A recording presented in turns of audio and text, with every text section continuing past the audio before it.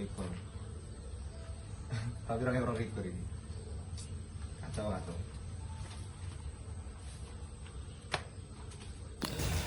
Media cetak merupakan sarana penyampaian informasi dengan cara dicetak di kertas atau bahan sejenisnya.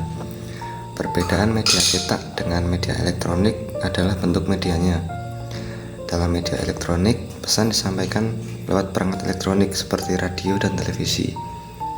Sedangkan di media cetak, penyampaian informasinya dapat dilakukan melewati publikasi cetak. Pengertian media cetak.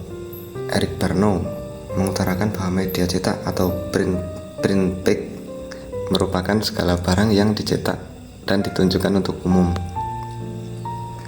Andrian D. Hagijanto dalam jurnal Whitespace dalam iklan media cetak tahun 1999 menuliskan bahwa media cetak adalah media yang bersifat statis yang mengutamakan pesan visual. Media ini memuat sejumlah kata, gambar, atau foto dalam tatanan warna serta halaman hitam putih.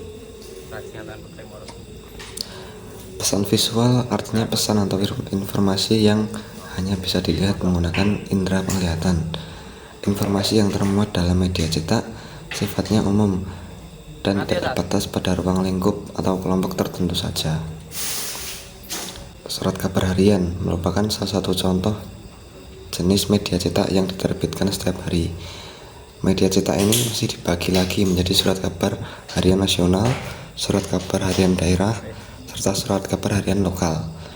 Biasanya informasi yang disampaikan dalam surat kabar harian bersifat baru atau terkini. Surat kabar mingguan. Jenis media cetak ini sering juga disebut tabloid. Informasi dalam tabloid umumnya merupakan berita hiburan, namun tak jarang pula tabloid memuat in-depth news atau liputan mendalam. Majalah mingguan adalah jenis majalah yang terbit tiap minggu sekali. Informasi yang disampaikannya biasanya berupa liputan mendalam mengenai sebuah peristiwa. Sejarah media cetak. Secara awal, penemu pertama media cetak adalah Johannes Gutenberg pada tahun 1455, terutama di negara Eropa. Perkembangan awal terlihat dari penggunaan daun atau tanah liat sebagai bentuk media massa sampai percetakan. Gutenberg mulai mencetak Bible melalui teknologi yang telah ditemukannya. Teknologi mesin cetak Gutenberg mendorong juga peningkatan produksi buku menjadi hitungan yang tidak sedikit. Teknologi percetakan sendiri menciptakan momentum yang justru menjadikan teknologi ini semakin mendorong dirinya untuk berkembang lebih jauh. Lanjutan dari perkembangan awal media cetak adalah di mana perkembangan teknologi yang belum berkembang, yaitu media cetak dibuat memakai mesin tik, yaitu suatu iklan untuk membentuk suatu iklan produk, sedangkan gambar-gambar atau animasi yang memperbagus iklan produk tersebut dibuat secara manual dengan menggunakan pena. Media cetak awalnya lebih banyak memperlihatkan perkembangan bentuk penerbitan ketimbang isi media itu sendiri. Novel adalah bentuk yang lazim karena bisa dicetak secara massal, tapi tetap murah. Tanda-tanda perkembangan media cetak adalah melek huruf, kemampuan baca tulis. Melek huruf adalah kondisi yang dipunyai oleh kaum elit.